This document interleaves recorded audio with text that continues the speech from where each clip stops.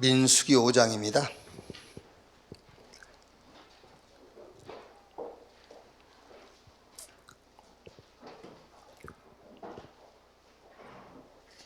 민수기 5장 11절에서 31절까지 한 절씩 교독합시다. 여호와께서 모세에게 말씀하여 이르시되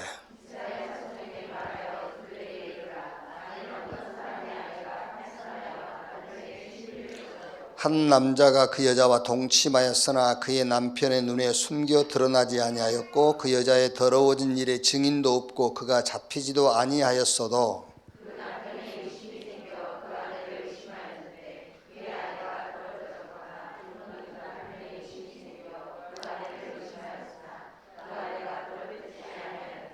그의 아내를 데리고 제사장에게로 가서 그를 위하여 보리가루 10분의 1 에바를 헌물로 드리되 그것에 기름도 붓지 말고 유향도 두지 말라. 이는 의심의 소재요 죄악을 기억나게 하는 기억의 소재라. 토기에 거룩한 물을 담고 성막 바닥에 티끌을 치하여 물에 넣고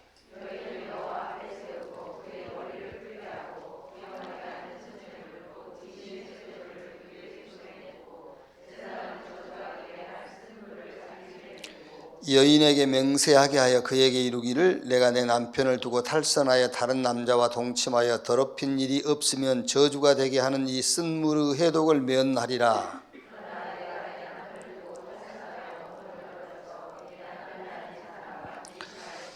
제사장이 그 여인에게 저주의 맹세를 하게 하고 그 여인에게 말할지니라. 여호와께서 내 넓적다리가 마르고 내 배가 부어서 내가 내 백성 중에 저주거리 맹세거리가 되게 하실지라.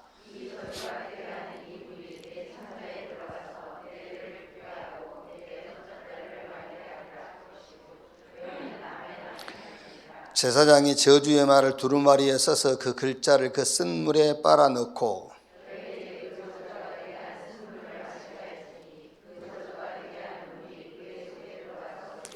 제사장이 먼저 그 여인의 손에서 의심의 소재물을 취하여 그 소재물을 여호와 앞에 흔들고 제단으로 가지고 가서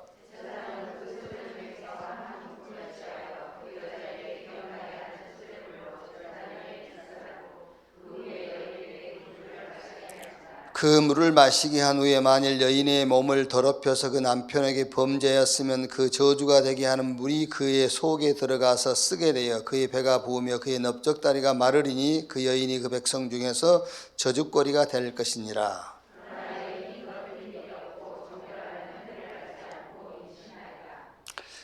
마지막 절까지 같이 읽습니다. 이는 의심의 법이니 아내가 그 남편을 두고 탈선하여 더럽힌 때나 또는 그 남편의 의심이 생겨서 자기 아내를 의심할 때에 여인을 여호와 앞에 두고 제사장이 법대로 행할 것이라. 남편은 무죄할 것이요 여인은 죄가 있으면 당하리라. 아멘.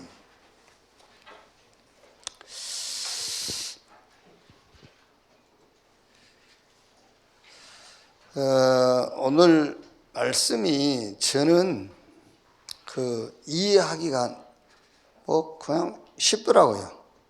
오늘 이 말씀 이해하기가 저는 너무 쉬운데 이거를 이해 못하는 사람이 대부분일 거예요.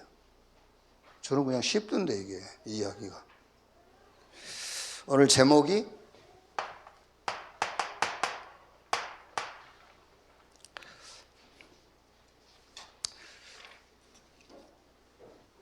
오늘 제목이 뭐죠? 의심을 치유하는 법. 의심을 치유하는 법.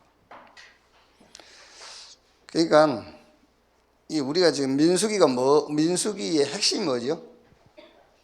신앙생활에 생각을 바꾸는 거잖아요. 민수기를 공부하면서 지금 우리 신앙의 핵심이 뭐냐면 생각을 바꾸라. 의심을 치유하는 법.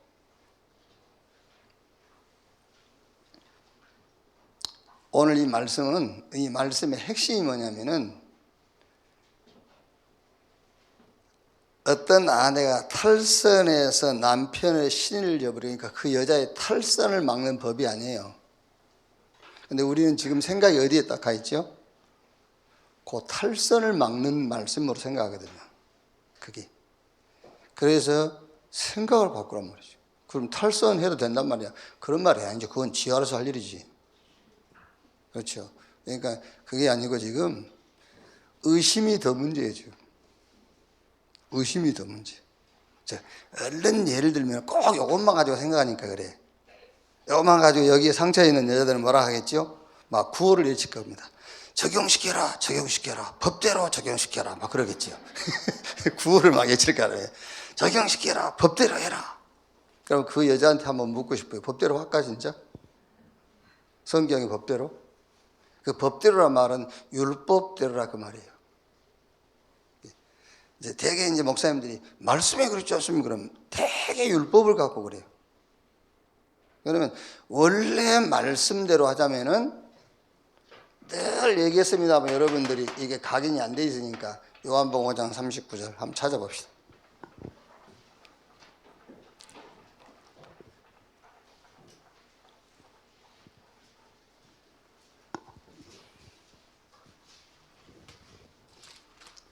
성경 볼 때는 늘 이 기준으로 봐야 돼요. 예수님이 하신 말씀입니다. 제자들이 한 말도 아니고 바울이 하는 말도 아니고 예수님이 하신 말씀이란 말이에요. 39절에 같이 읽어보겠습니다. 너희가 성경에서 이 성경은 구약을 말하는 거예요. 예수님 당시에는 신약 성경은 없었어요. 그러니까 예수님이 성경의 그 말은 구약을 말한 거예요.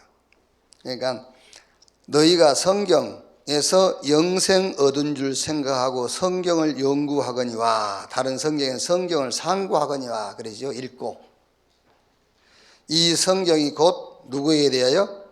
내게 대하여 증언하는 것이니라. 그러면서 46절에 모세를 믿었더라면 그 모세를 믿었단 말은 뭘 믿었단 말이냐면 모세가 쓴 성경, 지금 우리가 읽은 민수기는 모세를 통해 기록했거든요. 창세기, 출애굽기, 레위기, 민수기, 신명기 이거를 너희가 믿는다면 나를 믿었을 것이다 그 말이에요. 그러니까 유대인들은 법대로 말씀대로 막 이러면서 진짜 법대로 안 하는 거예요. 진짜 법대로 하는 것은 예수 믿는 거예요. 그러면 오늘 이 말씀의 핵심도 그거예요. 핵심도 여성의 탈선을 막는 말씀이 아니라니까.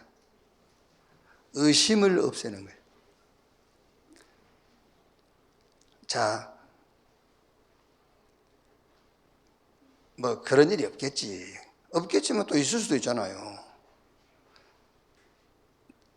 근데 또 여기 성경에는 남편의 탈선을 막는 법은 없어요 또. 아내의 탈선만 막지. 그러면은 예를 들면은 저 아내가 지금 이상해. 이게 밖에 나갔다 오면 기분 좋아지고 들어오고 집에 있을 때는 찝찝해 있고 늘 의심은 가는데 물증은 없고 고의심. 이게 밖에서 이상한 짓 하고 들어온 그 여자 그것보다 의심하는 그것이 신앙생활에 더 어마어마한 질병이에요. 아시겠죠? 그럼 놔두란 말이냐? 그런 말은 아니고 지금 그거를 논하는 말씀이 아니라니까. 그것은요 의심을 버리라 그 말이야. 의심은 하나님이 주신 게 아닙니다 여러분. 의심은 사단이 주는 거예요. 의심은 마귀가 주는 겁니다. 왜? 그래야 마음과 생각과 영혼을 죽이는 말이에요. 그게요. 예를 들어서 여러분 자녀가 저게 학원 갔다 왔다고 하긴 하는데 갔다 왔나 안 한다. 그게요. 의심을 안 하는 게 나아요. 일단 의심을 하게 되면은요, 애를 다 이제 감시하게 됩니다, 저게요. 그러면서 뭘 얘가 약간만 이상한 짓 해도 기분 되게 나쁜 거예요. 속으로는 의심이 간 게 학원 안 갔다 온 의심이 들어있었기 때문에. 속으로 이제 물증은 없으니까 약간만 자기 기준에 빗나가는 짓을 해도 막 소리를 확 지르는 겁니다. 그것 때문에 소리 지르는 게 아니에요. 학원 안 갔다 왔겠잖아요. 그 의심 속에서 나오는 거예요. 그게. 그래서 신앙생활에 의심이 제일 무서운 거예요. 그냥 이렇게 하려면 하고, 여러분 기준에서 이거는 여자의 탈선을 막는 말씀이다. 그렇게 하려면 하고, 구호를 써놔요, 그러면은. 법대로 해라, 법대로 해라, 막 이렇게 써놓으라고. 이게. 그러나, 물론, 오늘 말씀의 배경은 이런 일이 있었던 건 사실이에요. 배경이란 말이에요. 이 말씀을 왜 기록했겠어? 이런 일이 있었으니까 기록했지. 그러니까 이 말씀의 배경은 이런 일이 있단 말이에요. 그러면은 지금 이스라엘 자손에 말하여 12절에요. 이스라엘 자손에게 말하여 그들에게 이르라 만일 어떤 사람의 아내가 탈선하여 남편에게 신의를 저버렸고, 그러면 이제 이것을 밝히는 절차를 지금 이제 얘기하는 거잖아요. 내용은 이 말씀의 배경 자체는 여성의 탈선을 밝히는 절차. 그럼 그 절차도 한번 보세요. 꼭 무속인들이 뭐 하는 거 같잖아요. 무속인들이. 제가 이제 그 어릴 때인데 그 하도 나를 중심으로 사고가 많이 나니까 내가요. 그러니까 우리 지금 제일 큰 누님하고 내하고 나이가 뭐 꽤 많이 차이 나니까요. 큰 누님이 나를 데리고 동네 그 박수 무당집을 끌고 가는 거야. 이제 남자 무속인 집에. 가가지고 이제 지그들끼리 뭐라 하더라고요. 뭔 얘기를.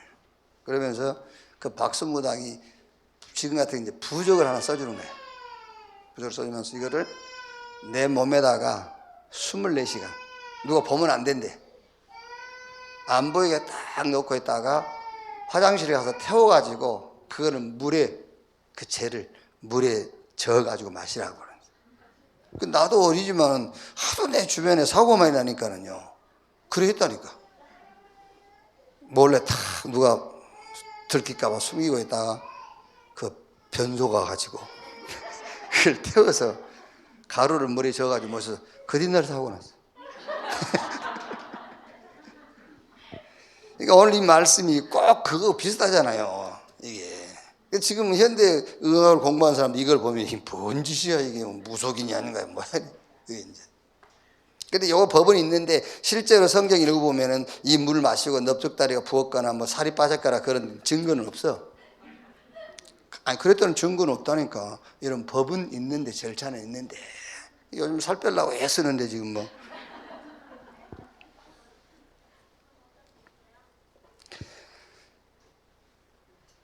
자, 그래서 여러분 이런 배경은 있었단 말이에요. 그래서 그 절차, 이걸 밝히는 절차는 필요한 겁니다. 그러면 이거를 지금 우리 신앙생활에 어떻게 적용시킬 거냐 그 말이야.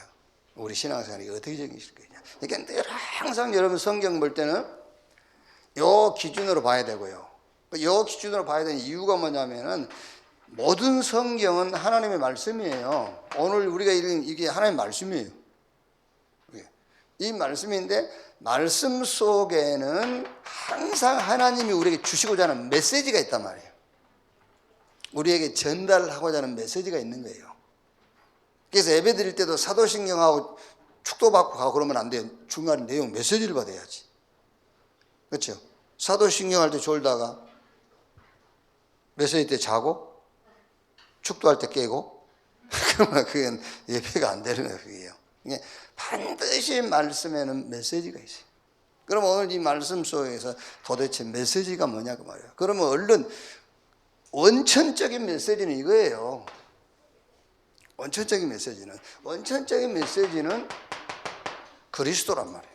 원천적인 메시지는 여기서도 여러분들이 그리스도를 찾아야 돼요. 여기서도. 예. 자, 그러면 이제 오늘 하나님 말씀인데 여기 이제 메시지가 있는데 그 메시지가 뭐냐?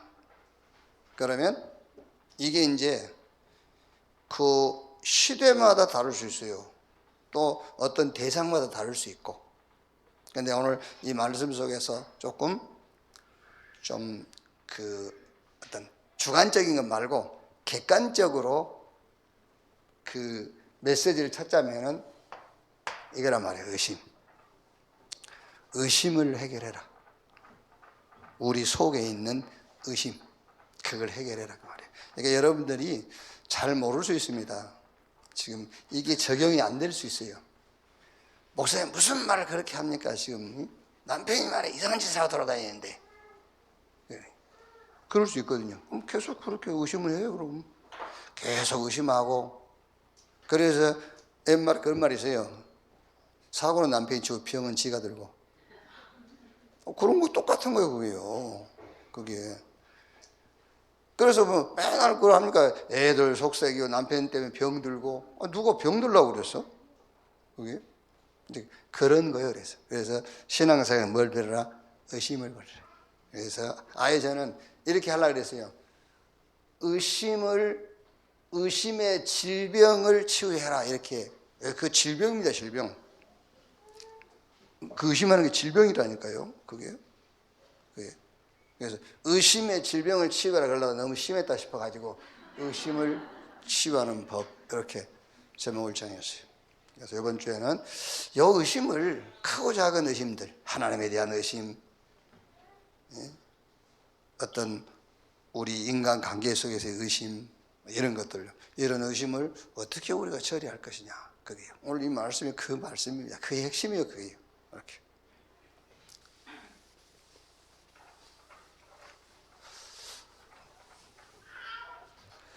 아니다, 그런 분이 계시면 저한테 개인적으로 톡을 주셔서 이번 주 설교에 반영할 수 있도록 그렇게 하시기를 바랍니다.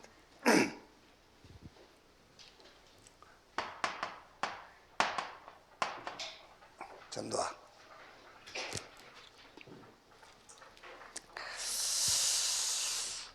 자꾸 여러분 이렇게 복음이 없어진단 말이에요. 근데 복음이 없어지는데 잘 아셔야 될 게, 여러분, 복음을 누가 자꾸 없애느냐 하면은 사단이 없애는 게 아니에요. 교회가 없애요. 물론 이제 사단에게 쓰임 받는 거죠. 불교에서는 복음을 막거나 복음을 없앨 수가 없어요. 왜 그러지요? 시스템 자체가 없어요. 복음을 막을 수 있는 시스템이 없다니까. 그러니까 로마가 복음 막는 게 아니에요. 유대교가 막았지. 로마는 복음을 막을 수 있는 시스템 자체가 없어요. 그 라인이 없다니까. 복음을 막을 수 있는 라인이 없어요. 그게. 그래서 로마가 기독교가 되면서, 국교가 기독교가 되면서 복음 막을 수 있는 시스템이 생긴 겁니다. 그래서 그때부터서 복음이 희석되기 시작한 겁니다.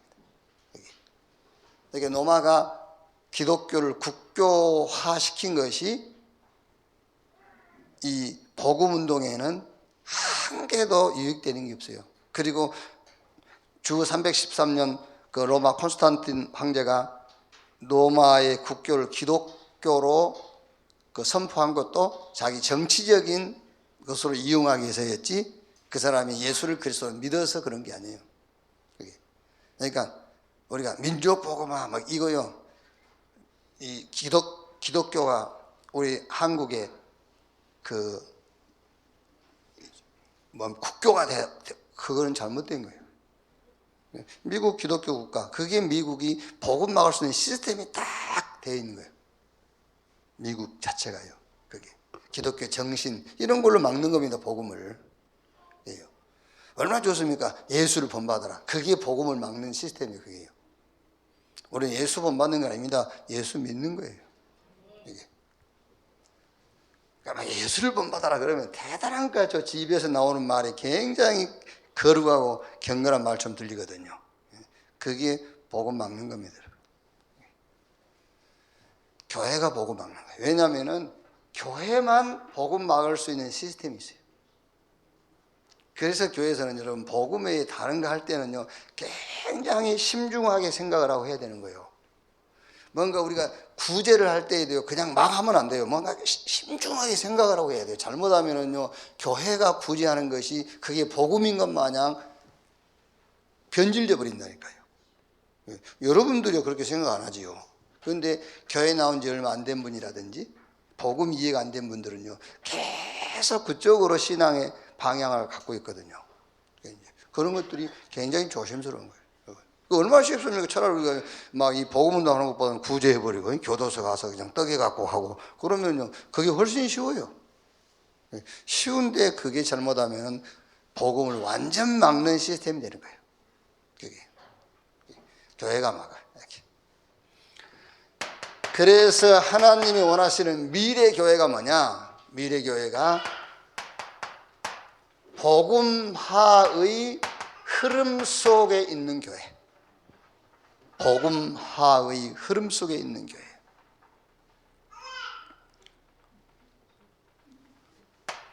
자, 그러니까 시대적으로 보면은 여러분, 이 복음화의 흐름, 이거를 보고 이 흐름 속에 있었던 중직자 몇 명, 이 사람들이 그 시대의 세계복음을 한 거예요. 출애굽부터 시작해가지고 로마 시대까지 중직자 몇 명이 뭐 했느냐? 복음화의 흐름 속에 있었다고 말이에요. 여러분, 복음은 하나님께서 은혜로 주신 것이기 때문에 누구나 가질 수 있어요. 복음은. 그런데 이제 문제는 이 복음은 가지고 있는데 그 복음화가 안 되는 겁니다. 뭘 볼 때 복음의 눈으로 못 봐. 그게 자꾸 자기 기준으로 보는 거예요. 이제 우리 기준은 바뀌었단 말이에요. 우리 기준은 복음이 기준인 거예요. 그런데 자꾸 전에 그 옛것 그 기준 가지고 계속 보는 거예요. 이게 복음화가 안 돼. 그 복음화가 안 되니까는 모든 것에 복음 운동이 일어날 수가 없는 거지. 이게요. 그래서 요 시대마다 복음화의 흐름 속에 있었던 중직자들의 가진 팩트가 뭐냐? 그 사람들이 가진 팩트. 그게 시스템을 바꿨다고 말이에요. 시스템. 여러분, 아까 우리 여기 한 게 중요한 겁니다. 우리 교회, 이 교회 시스템이 굉장히 어떤 기독교 정신으로 시스템이 딱 돼 있다 해보세요. 그럼 우리는 그 흐름을 계속 타고 가게 돼 있어요. 그렇죠? 그래서 지금 여러분 가운데 특히 수요 예배에 참석한 분들 가운데서는 왜 이 교회는 저 고아원 양론 이런 데 안 가지? 그런 말 하는 사람은 없어요. 그렇죠? 연말 되면은 떡이 가지고 고아원도 가고 교도소 방문도 하고 그렇게 노숙자들도 이 교회는 왜 그런 게 없지? 사랑이 없네? 그런 말 하는 사람은 없어요. 그래도 죄송합니다. 왜냐하면 이 교회 시스템 자체가 그렇다면 이 교회 시스템 제가 그거 하면은 이렇게 겪는 일 당하는 시스템이라 이게 굉장히 뭐 하기가 조심스러워요. 식당에 가서 열심히 일해도 눈치 봤는데 그러니까 아예 식당 안 들어가 버린 사람 있잖아요. 밥만 먹고 보니까 그 사람들이 주로 밥을 많이 먹어 보면. 요 중직자들이 그 신앙생활의 팩트가 뭐냐면은 시스템을 탁 바꿨어요. 어떻게 시스템 바뀌었냐면은 이렇게 바꿨어요. 복음은 하나님 은혜 주신 거지 않습니까? 그래서 이 복음을 가지고 모든 것을 보는 눈. 당연하게 복음 운동 쪽으로 흘러가게 돼 있죠. 복음 운동 쪽으로, 다른 운동이 아니라 복음 운동 쪽으로 가게 돼 있어요. 여러분이 직접 현장 가서 전도한다 안 한다 그것보다는 여러분의 신앙이 복음 운동이라는 데다가 여러분 신앙 중심이 모아져 있다. 그게 복음 운동의 흐름 속에 있는 거예요. 12번 안 걸어도요. 이게 나의 시스템이 돼버려야 돼요. 이게 나의 시스템. 뭐 어디 가서 막 우리가 시스템 만든다. 내가 시스템이 돼서 시스템끼리 만나면 그게 시스템인데 뭐. 그렇죠? 복음을 하나님 은혜를 주셨어. 그래서 이제부터는 여러분들이 모든 것을 복음의 눈으로 보는 거야. 그걸 보고 복음하라고 그래. 복음화. 그럼 복음화 되어 있으면 당연하게 복음 운동이 일어나는 쪽으로 내가 흘러가게 돼 있어요. 그쪽을 쳐다보게 돼 있고. 내가 그래야 된다 그 말이야. 그래서 내가 그 시스템이 되라. 이렇게. 이 사람들은 뭘 바꿨냐? 컨셉을 바꿨다. 컨셉을 바꾼 중직자. 그러니까 이런 이제 컨셉 있죠. 그게 이제 바리새인들, 서기관, 정통, 유대교, 이 사람들의 컨셉.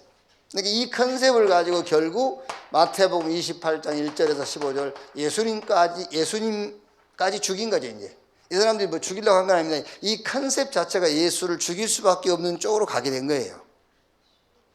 왜 그렇죠? 당연한 거잖아요.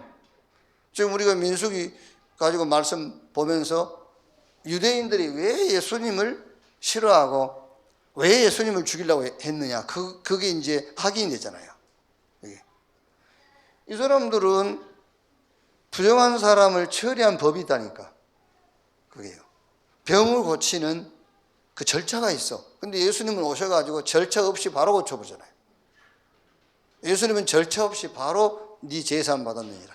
그러니까 이 유대교, 이 바리새인 요 사람들한테는요, 굉장히 어떤 이렇게 절차상 문제가 있다기보다, 절차상도 문제가 있지만은 굉장히 어떤 이익을 놓고 자기들한테 소래가 온 거예요. 그렇죠? 죄를 지으면은 그 죄에 대한 절차 속에 보상을, 거기에 해당된 물질을 내야 된다니까요. 교회다가. 그러면 그거 수입이 어마어마한 거예요. 근데 예수님은 그런 절차 밟지 않고 바로 제사함을 선포해 버리거든요. 그러니까 이 사람들은 자기 개인적으로 유대교 사고로도 손해가 많이 나는 것이고, 그것 자체가 기분 나쁜 거예요. 자기들은 다 이렇게 법대로 막 하는데요. 기분 나쁜 거죠. 그래서 여러분, 옛날에 교회 다녀보신 분은 알겠지만은 부흥회 같은 데 가면은 부흥사들이 와가지고 회개의 애물 바쳐라 그런 거예요. 그런 것들이 전부 구약에 근거가 있는 겁니다. 그러면서 구약 성경을 제시하니까는 이거를 모르는, 아까 요한복음 5장 39절 이거를 모르는 성도들은 당연하게 말씀이 그랬네 그렇겠죠. 말씀이 그랬네 그래가지고 이제 회개의 예물, 그것도 모자라가지고 그 울고 막 이제 그런 거죠. 그래서 이걸 또 잘못 오해하면 여러분, 교회에서는 이제 헌금 그런 거 할 필요 없구나. 아닙니다. 더 해야 돼요. 그리스도로 끝나버렸으니까 더 해야지. 우리가 하나님의 은혜, 그리스도로 제사받은 절차 거치지 않고요. 그렇죠? 부정한 거 해결하는 그런 절차 거치지 않고 그리스도 붙잡는 순간에 다 끝나버리잖아요. 그러니까 어떤 면에서는 더 감사한 거지. 안 해도 되는구나 그 말이 아니라 더 감사한 거예요.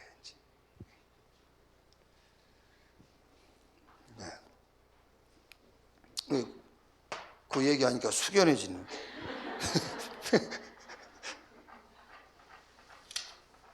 그래서 뭐 말을 못하겠어. 자, 여기서 이 컨셉을 바꾼 마태복음 28장 16절 20절 요 몇몇 사람입니다. 그래서 여기서는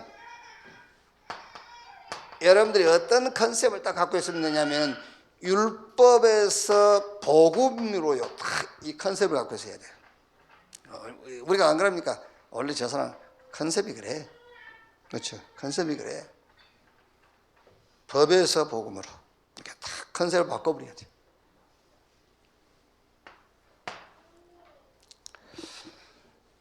자, 컨텐츠를 바꾼 중직자 그랬어요.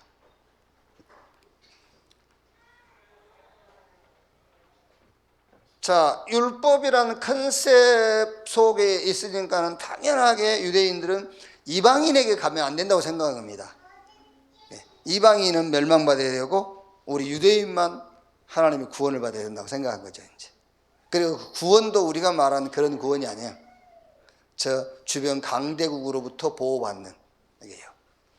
그러니까 이방인에게는 안 가는 겁니다. 그래서 베드로가 저 고넬료 집에 가서 복음 전하고 밥 먹고 왔다고 그래가지고 예루살렘에서 총회 열렸다는 거예요. 그게 맞냐 틀리냐, 베드로가 잘한 거냐 잘못한 거냐 막 이렇게요. 그게 유대교가 갖고 있는 컨텐츠. 완전히 깨버린 겁니다. 제도라는 컨텐츠를 전도라는 컨텐츠로 바꿔버린 거예요. 여러 가지 제도 막 완전 전도를 바꿔버린 거예요. 이게. 그러니까 사실 여러분 아직도 교회 안에도요 이런 제도라는 컨텐츠가 그대로 있어요. 제도. 평신도는 말씀 전하면 안 되고 막 이렇게. 전도사가 강단에 올라오면 안 돼. 그래서 전도사들 새벽 예배 못 시킨다니까 이제. 일반 교회에서는요. 그게 강도사 돼야 돼. 강도사 하면 이제 강단 서도 되는 이제 그런 자격이 주어졌다. 그게 강도사예요. 그게. 이제 우리는 이제 준목이라고 그러죠. 이제. 우리 뭔 상관이 있습니까, 여러분? 그게. 그래서 사도행전 2장 1절로 47절 완전히 말하자면 이 제도를 깨버린 겁니다.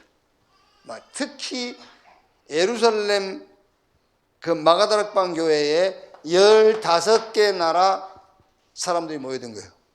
특히 그래서 이 사람들이 막 이 현장으로 가니까는 2장 41절 42절에 3천 제자, 46절 47절에 날마다 구원받는 사람을 더하게 하시니라. 자, 그리고 핍박이 왔는데 사도행전 11장 19절 30절 이 중직자 몇몇 사람이 안디옥까지 가가지고 현장 교회화 해버리고요. 현장 교회화. 현장 교회 세우고요. 16장 1절 20절 어디까지? 노마까지 이렇게.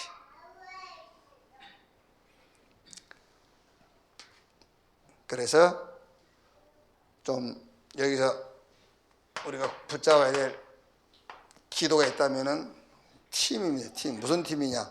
복음화의 팀. 복음화 흐름 속에 있는 팀. 복음화의 흐름 속에 있는 팀. 그게 이제 로마서 16장에 딱 이렇게 팀이 구성된 거지 않습니까? 이 로마서 16장에서 베베다, 아굴라, 브리스가, 가이오 이런 사람들이 누구냐? 복음화의 흐름 속에 있는 팀이에요, 그 사람들이. 그러면 이제 증거가 온단 말이에요. 왜? 증인돼야 되니까는요.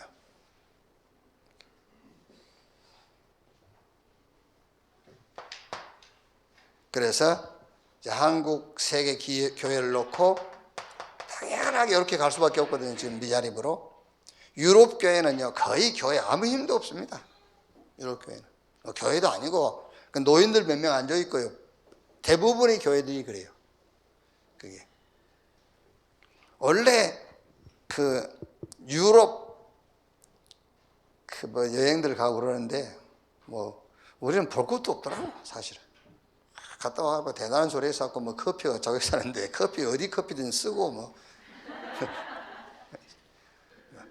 유럽 뭐 안 가본 데 없어요. 저 거의 다 갔죠. 이제 거의 다 가봤는데 별거 없어요. 분위기가 그런데 그 분위기가 일단 동양 쪽은 사람들이 많이 몰려 있잖아요. 유럽 쪽은 쓸쓸해요. 노인들 둘이 손잡고 이렇게 가고. 나는 그러고 싶지는 않더라고. 유럽 그런 분위기 속에 늙고 싶지는 않더라니까 나는 사실은요. 사람들이 좀 많고 막 이렇게 그래야지 노인들 둘이 이렇게 손 붙잡고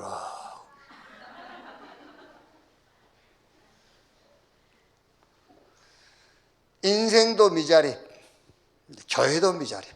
다 그래야 돼요 지금 여기.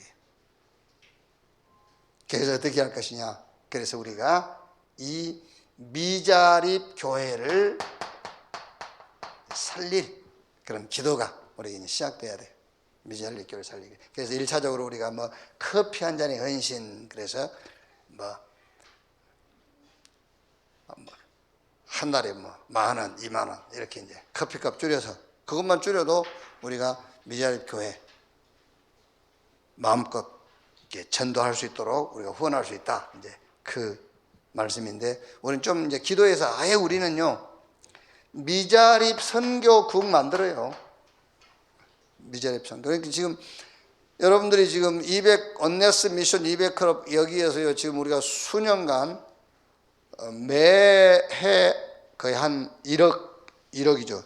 1억씩 미자립 교회 후원하고 있거든요. 그러니까 한 달에 한 900 원 정도 이렇게 미자리 우리가 후원하고 있는데, 우리는 잘하고 있어. 사실은요, 잘하고 있는데 또 같이 해야 될 게 있으니까, 우리가 해야 될 거 같이 해야 될 게 있거든요, 사실은. 이게 여러분 기도하면서 잘해야 돼요. 237 이런 건 우리가 같이 하는 거예요. 237은 같이 하는 것인데, 보통 이제 우리 교회는 그래도 잘하고 있어요. 같이 하는 거 하고 우리가 할 게 또 있거든요.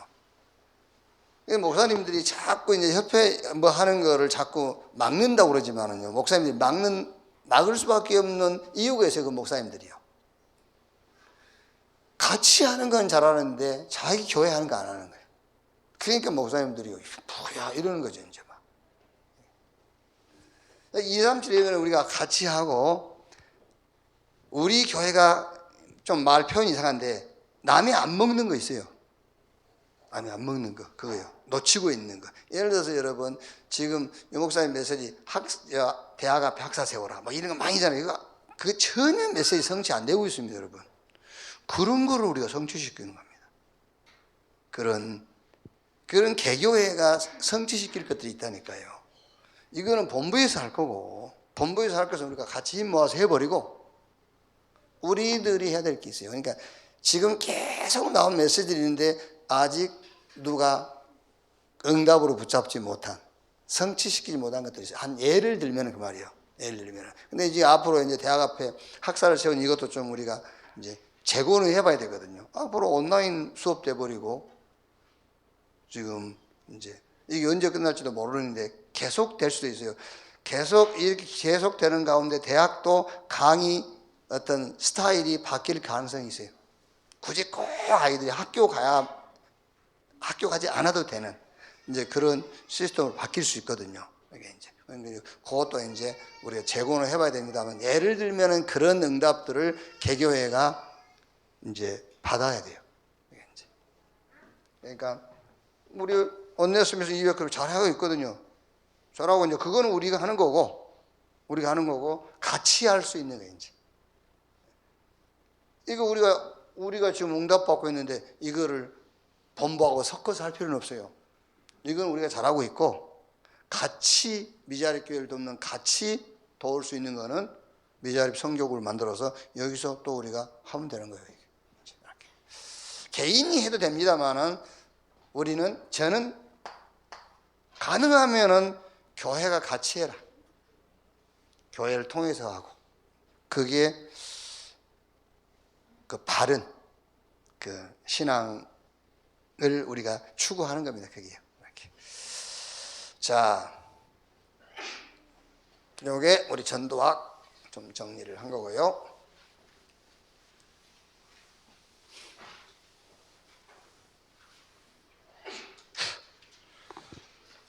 자, 우리 렘넌트들하고는 조금 포럼에 관한 것만 좀 봅시다. 이번 주에 포럼인데요. 이번 주 그 주제가 말씀의 능력이에요. 말씀의 능력. 말씀의 능력이니까는 이번 포럼은 말씀 체험이다. 말씀 체험을 해라. 그럼 말씀 체험을 어떻게 하느냐? 먼저는 우리가 하나님이 내게 주신 말씀을 이렇게 받아야 된단 말이에요. 말씀 체험이라 할 때 먼저는 하나님이 내게 말씀을 주신 체험이 있어야 돼요. 이렇게 하나님께로부터 말씀 받는 체험. 그래서 여호와께서 모세에게 말씀하시기를, 여호와께서 누구누구 선지자에게 말씀하시기를. 그리고 민수기 5장만 봐도 여호와께서 모세에게 말씀하여 이루시되, 이렇게 말씀을 주셨단 말이에요. 그럼 우리가 하나님이 내게 말씀을 주신다고 할 때에 어떤 경우를 가리켜서 하나님이 내게 말씀을 주셨다고 할 것이냐 그 말이에요. 그래서 그 첫째가 뭔가 내가 이제 기도하는 데입니다. 문제를 놓고 하든 아니면은 이제 그 영적인 힘을 얻기 위해서 기도하든 메시지를 붙잡고 기도하든, 기도할 때에 말씀이 조금 이렇게 생각나다 좀 이상합니다만 말씀이 떠오르는 게 있어요. 이게요. 이때 이걸 보고 하나님이 내게 말씀을 주셨다라고 하는 거예요. 아, 하나님이 말씀을 주셨다. 하나님이 말씀하셨다. 이렇게. 그리고 두 번째는 이렇게 말씀을 읽을 때입니다. 말씀을 읽고 메시지를 들을 때에 굉장히 내 생각이 바뀌고 마음의 변화가 와요. 그렇죠? 우리 생각과 마음은 안 바뀝니다, 여러분. 근데 하나님의 말씀으로만 바뀌죠. 그러니까 말씀을 읽고 메시지를 듣는데 생각이 바뀌는 거예요. 마음이 변화되고요. 그때에 하나님이 내게 말씀을 주셨다라고 하는 거죠. 주신 말씀을 가지고 그 말씀이 내 생각을 바꾸는 겁니다. 생각하고 바꾸는 거예요. 내가 생각했던 것과 그 말씀과 자리 바꿈을 하는 거란 말이에요. 그게 말씀을 주셨다는 거죠.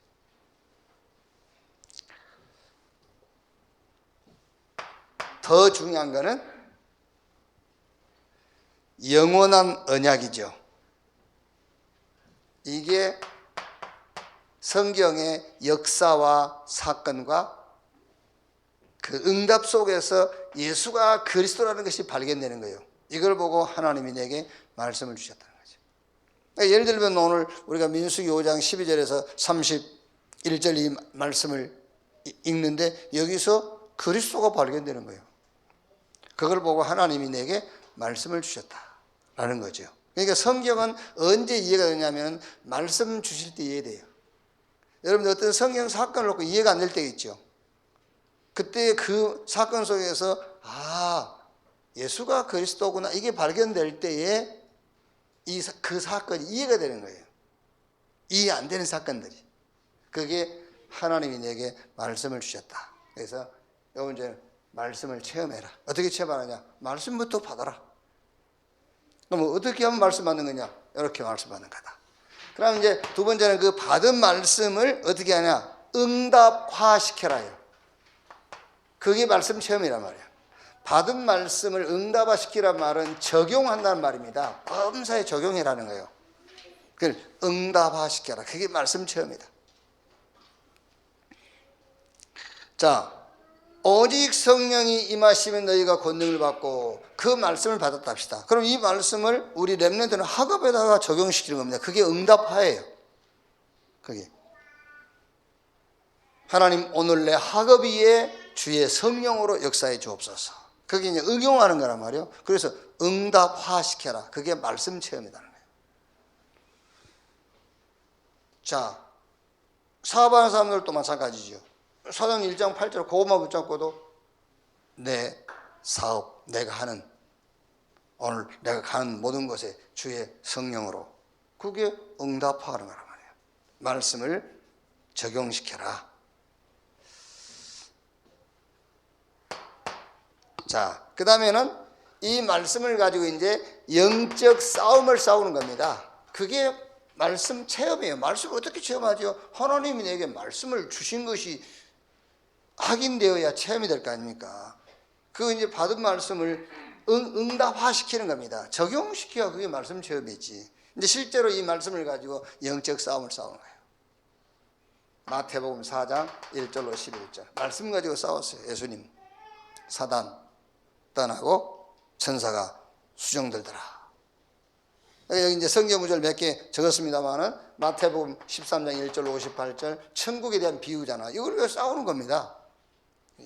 사람들 막 눈에 보이는 것까지 하거든요. 그럼 눈에 보이기 때문에 거기 잘못하면 우리가 질릴 수 이렇게 눌릴 수 있어요. 그런데 하나님이 이 말씀 주셨어요. 다태감 주인 보아. 이거 가지고 영적 싸움 말씀 가지고 싸우는 거예요. 그게 마태복음 4장 19절 나를 따라 내가 너희로 사람 낚는 어부 되게 하리라. 그렇죠. 하나님이 우리를 전도자로 불렀어. 그게요. 뭐가 된다 안 된다, 된다 안 된다의 기준이 전도입니다.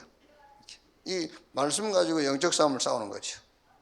증인 되리라 그랬죠. 사도행 1장 8절에 땅 끝까지 증인. 이렇게.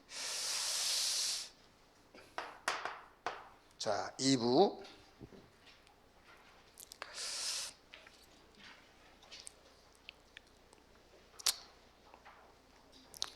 그러니까 이제 오늘 우리가 여러분이 설명을 충분히 들었으니까는요. 부정한 병에 대한 처리법, 또 손해배상법에 대한 절차 이런 것들이 나왔죠.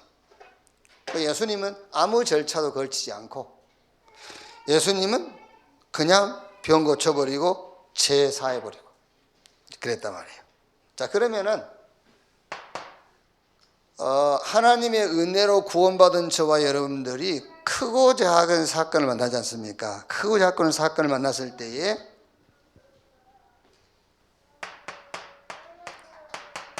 말만, 단어만 다르지 이게 문제를 해결하는 방법이에요. 그게 문제 해결부터 하지 말고가 아닙니다. 문제 해결부터 하지 말고 아니고 문제 해결하지 말고 그 문제를 해결하지 말고 문제 해결하는 답을 붙잡아야 돼요. 그러니까 크고 작은 문제를 만났을 때에 여호와 하나님을 거룩해 하는 시간을 가져라 해요. 하나님을 거룩하게 해드려버려요. 그게 그 문제와 사건 놓고. 그러니까 지금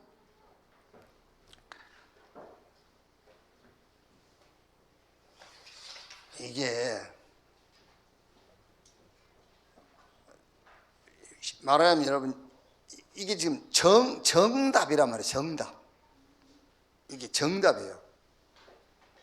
여호와 하나님을 거룩해 하는 시간을 가져라. 그러면 여호와 하나님이 거룩하게 되는 경우가 언제냐 말이에요. 여호와 하나님이 거룩하게 되는 경우는 이거 외에는 거룩하게 되는 다른 길이 없어요. 그리스도 외에는 여호와 하나님이 거룩하게 되는 다른 방법 없어요. 그래서 크고 작은 문제를 만났을 때에 완전히 그리스도에게로 턴해버리라고 말이야. 그리스도에게로 회개해버리라, 돌아가버리라 말이야. 그 시간을 갖는 거예요. 그게 하나님을 거룩하게 해드리는 시간이에요. 그래서 지난주 말씀이 뭐지요? 유출병, 나병, 부정한 것을 만졌을 때에 성 안에서 밖으로 내쫓아버렸잖아요. 왜? 여기는 여호와께서 거하시기 때문에 거룩한 것이다. 그게요. 여호와를 거룩하게 해드리는 절차를 얘기하는 거잖아요. 크고 작은 문제를 만났을 때는 쫓겨냈다 그 말이 아니에요. 지금 여호와를 거룩하게 해드리는 시간을 갖는 거다. 그리스도께로 완전 턴해라. 완전 회개해라.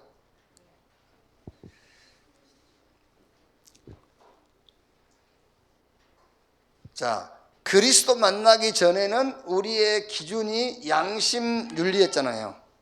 그럼 그리스도 만나고 난 이후에는 기준이 바뀌어야 돼요. 그게. 그러면은 양심이 상관없습니까? 그 얘기가 아니에요. 양심이라는 말은 내 의를 가지고 산다는 말이에요. 내 의. 우리가 굉장히 윤리도 좋은 겁니다. 윤리도덕, 사회생활하려면 윤리와 도덕을 가지고 살아야지. 근데 그게 내 의라니까요. 내 의. 하나님의 의 대신 그리스도에게로 회개해버려야 돼요. 그게 하나님을 거룩하게 해드리는 시간이란 말이에요. 그래서 주기도문에 아버지 이름이 거룩히 여김을 받으시오며 하나님께서 이스라엘 백성들에게 내가 거룩하니 너희도 거룩하라. 그게요. 그 방법이 그리스도란 말이에요. 그래서 다윗은 시편 5편 3절에 아침에도 17편 3절에 저녁에도 시편 23편 1절 6절에 모든 범사에 하나님을 거룩하게 해드리는 시간을 가졌어요. 자, 그 다음에 하나님을 거룩하게 해드리는 것이 뭐냐? 우리의 신분과 권세와 배경입니다. 이게 지금 땅에서 얻은 신분, 권세, 배경 이거는요 하나님 앞에 우리를 세울 수 없어요. 그리스도 안에서 주신 신분, 하나님 자녀. 완벽한 거예요. 하나님 자녀. 권세, 사단이 무릎을 꿇는 권세. 보호자의 축복. 이거는 우리에게서 나온 게 아닙니다. 그리스도에게서 나온 거예요. 그래서 이것을 가지고 우리가 하나님 앞에 설 때 하나님을 거룩하게 해드리는 겁니다. 그래서 여러분 막 신분 권세 배경 이걸 누린다 어마어마한 겁니다. 이거는요 거의 빈틈이 없고 완벽한 거예요. 완벽한 겁니다. 이게 이 신분 권세 배경이라는 것은요 하나님 앞에 설 수 있는 거잖아요. 이게요. 하나님은 완전하지 않으면 받지 않아요. 그리고 뭐냐? 기회다. 어떤 기회냐? 창세기 3장, 6장, 11장에서 그리스도 하나님의 나라 성령 충만 여기로 각인을 바꾸고 각인시키는 기회다. 기회입니다. 기회. 어떤 면에서 여러분 문제 왔다. 기회입니다. 그리스도 하나님의 나라 성령 충만 여기로 이걸로 각인시키는 기회다. 자, 그 다음에는 밖으로 내보내라 그랬잖아요. 격리시켜라. 진영 밖으로 내보내라. 이거는 뭐 하는 시간이란 말이죠? 이거는 집중의 시간입니다. 집중의 시간. 왜 집중의 시간이냐? 집중 이후에 하나님이 준비한 응답이 있기 때문에 그래요. 그래서 7명의 특히 7명의 렘넌트 성경의 대표적인 7명의 렘넌트들은 싹 집중의 시간 이후에 하나님이 준비한 응답이 왔어요. 집중이 뭡니까? 다른 말하면 격리요. 격리. 감옥에다 격리시키고요. 저 호렙산에 불러 격리시키고 다 격리시켰어요. 이렇게 소외시켜서 격리시키고 사무엘 같은 경우는 아예 어릴 때부터 격리시키고. 그러니까 왜 격리 집중이냐? 그 이후에 올 응답 때문에 그랬어요. 이게. 그러면은 격리 집중 시간에 뭐 하는 것이냐? 회복하는 겁니다. 뭘 회복하는 거냐? 복음 회복. 뭘 회복합니까? 능력 회복하고요. 문화를 회복하고 현장을 회복하고 미래를 회복하는 것이다. 자, 그러면서 세 번째가 말씀 성취시키는 겁니다. 그게요. 아까 우리 얘기했죠. 응답화 시키는 시간이에요. 그게. 이게 우리가 메시지를 놓쳐버리면은 신앙생활을 내 어떤 기준, 판단, 생각에서 하게 돼요. 그런데 말씀을 가지고 있다. 어떤 문제가 생겼죠? 응답화. 내가 가지고 있는 말씀을 응답화 시키는 시간이란 말이에요. 이게 적용시키는 시간. 이렇게. 그게 격리요. 격리시켜라. 진죽으로 내버려라. 그렇지. 제3에 대한 사실적인 축복을 누려라. 그 말이야. 제3에 대한 사실적인 축복. 제값을 이게 이제 본인한테 5분의 1 더해서 주고 받을 사람이 없으면 제사장에다 갖다 바치고 이거는 어떤 이제 이 죄를 해결하는 절차를 얘기하는 것이고 어쨌든 이거는 지금 이제 그리스도를 통해서 제가 이제 해결된단 말이에요. 이건 이제 구약에는 절차를 얘기한 것이고 결국에 이 절차의 완성자가 그리스도란 말이에요. 그러면 여기서 우리가 붙잡을 메시지는 제3을 사실적인 축복을 드려요. 제3에 대한 사실적인 축복. 우리가 주로 이제 제3 그럴 때 우리는 그 죄에 대해서 너무 조금 뭐라 하죠? 폭이 좁아. 죄라고 했을 때. 죄 그러면 우리 행위적인 결과에 대한 걸 우리 행위를 얘기하잖아요. 행위.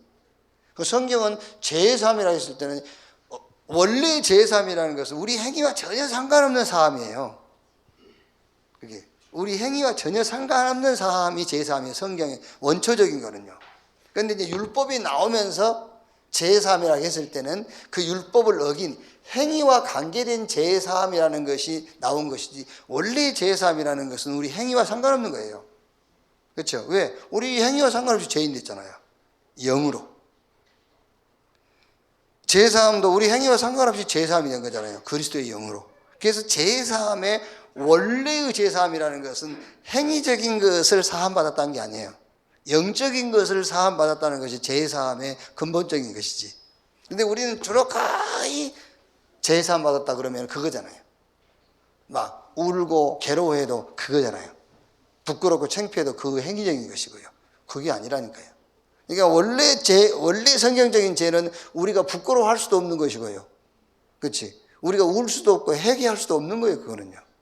창세기 3장 원죄를 놓고 부끄러워하는 사람이 누가 있어요? 없어요. 자기가 뭐 실수한 그것 때문에 부끄러워하는 것이지. 그 죄를 말하는 게 아니라. 그래서 제사함의 사실적인 축복을 누리는 것이다. 어떻게 누리는 것이냐? 제사함이 뭐냐? 창세기 3장 상하갈의 배후 세력 사단, 죄의 아비 마귀, 세상 임금, 마귀의 권세가 완전히 무력화되어 버렸어요. 무력화. 뭐 사단아 물러가라 할 것도 없어요. 그러나 이제 표현상 그렇게 하는 거지. 완전 아무 권세 없어요. 제사함 받은 자에게는 사단은 아무 권세가 없다.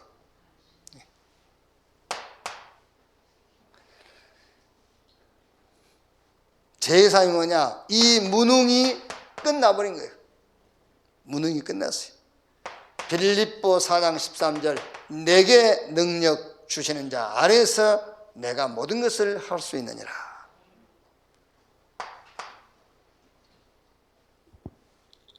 자, 절대 불가능이 뭐랍니까? 절대 불가능이 끝났다 게 아니라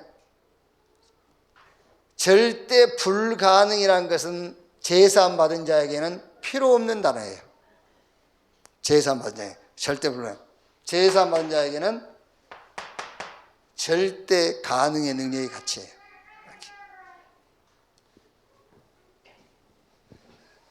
자, 결론. 민수기는 우리 하나 붙잡을 것이 이제 훈련인데 어떤 훈련에서는 생각입니다. 생각. 완전 생각 바뀌어야 돼요. 여기서 생각을 바뀌는데 육신적인 부분에 대한 생각을 얘기하는 게 아닙니다. 완전 영적인데. 그래서 우리의 수준에 대한 생각부터 바꿔버려야 돼요.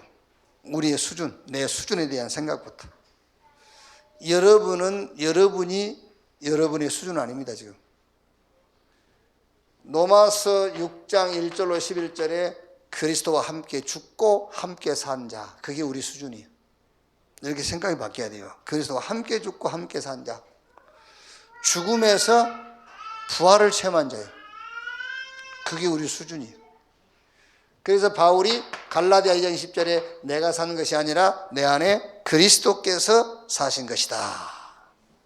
그럼 이제 이 수준을 가지고 도전하는 겁니다. 내 수준 말고 하나님이 그리스도 안에서 우리에게 주신 우리와 함께한 수준, 그걸 가지고 도전해라. 어디에? 현장에. 현장 도전하는데 현장을 교회화로 도전해라. 현장이 교회화. 여러분이 가는 모든 현장이 교회의 비밀이 나타나도록. 그리고 여러분의 업은 전도화. 내 업이 전도와 선교와 관계에 있을 만큼 거기에 도전해야 돼요. 잘 안 되죠, 지금요. 왜 그러냐면은 지금 생각이 안 바뀐다니까? 뭔 생각이 안 바뀌냐면 내 수준에 대한 생각이 안 바뀌는 거예요. 그게 우리 수준이 지금 내가 잡혀 있는 그 수준이 아니라니까. 그리스도와 함께 죽고 함께 산 자예요. 죽음과 부활을 체험한 거예요. 죽고 부활했어요, 이제. 이 수준 가지고 도전해라. 현장 교회화. 우리의 업은 전도 선교화. 그리고 한 시대를 놓고 문화화. 말하자면요, 이 시대에 내가 문화를, 흑암 문화를 빛의 문화로 바꾸는 데 도전해라. 이렇게. 왜? 우리 수준이 그냥 이런 수준이 아니에요. 그러면서 이제 미래인데, 이거는 이제 우리가 준비도 해야 되겠고 기도해야 될 부분이겠죠. 미래 도전. 미래 교회 미자립으로 가게 될 것이기 때문에 우리는 이 미래 교회를 놓고 어떻게 도전해라? 완전 복음의 흐름 속에 있는 교회 되도록. 그래서 미자립을 막도록. 미래 경제 완전 빛의 경제로, 흑암 경제를 빛의 경제로 해요. 여러분, 이게 지금 미래의 반대 답을 우리가 붙잡아야 돼요. 반대 거를요. 미래 교회는 미자립으로 갈 거 아닙니까? 그럼 우리는요, 이 미자립을 막는 이 복음화 흐름 속에 있는 교회로 가야 된단 말이에요. 그럼 지금 미래 경제는 지금도 마찬가지입니다만 모든 것이 흑암하고 다 연결되어 있어요. 흑암으로. 이거를 우리는 빛의 경제로 했지. 그리고 미래 세상은 질병 시대입니다. 이제 마음, 생각, 영혼, 실제 이제 삶 다 병들이 되어 있어요. 그래서 우리는 이거를 치유하고 서밋으로 세우는. 그래서 우리 렘넌트에게 전달해야 될 핵심적인 게 뭐죠? 치유 서밋입니다. 우리 렘넌트가 복음으로 하나님의 언약으로 치유돼 버리고, 그렇죠? 다른 걸로 치유되면 됩니다. 하나님의 언약으로 치유돼서 이제 미래 시대의 서밋으로 딱 서는 거예요. 살리는 사람으로.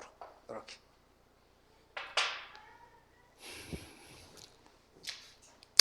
이 말씀 가지고 여러분 개인 현장에 사람 살리는 그런 응답이 있기를 주님의 이름으로 축원합니다. 헌금 전에 김은혜 권사님 기도하시겠습니다.